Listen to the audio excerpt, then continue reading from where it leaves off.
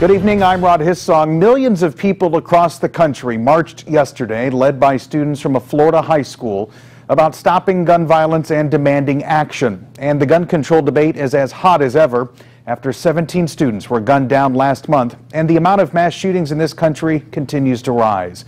Tonight we are taking an in-depth look at the debate and the conversation about arming more people. 2 weeks ago, President Trump released details of a plan to help states train school personnel on a voluntary basis. The Department of Justice assistance programs will work with schools and law enforcement for firearms training. President Trump also says he supports legislation and reforms to strengthen background checks and law enforcement operations. He is also encouraging the expansion and reform of mental health programs. The president also established the Federal Commission on School Safety, which is chaired by Education Secretary Betsy DeVos. And a new poll by the Associated Press and the Nork Center for Public Affairs Research shows 7 in 10 adults favor stricter gun control measures.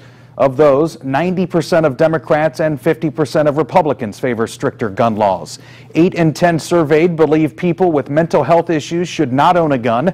7 in 10 favor banning bump stocks, something Attorney General Jeff Sessions has proposed doing. Friday, Sessions stated anyone who owns a bump stock would need to surrender it, destroy it, or make it inoperable. The proposed rule could be made final in about 3 months. So what about gun laws in Indiana? Indiana's laws regarding gun possession are fairly open. It's legal to own a gun in Indiana without a permit or registration. Handguns require a permit to carry, but rifles and shotguns do not. The minimum age to buy a gun in Indiana is 18, unless someone was classified as a juvenile delinquent, such as committing a crime as a juvenile that would have been a felony as an adult. They have to at least be 23 years old then. Indiana also has the red flag law, which allows law enforcement to take a person's guns who may be a danger to themselves or others. Indiana just one of 5 states with such a law.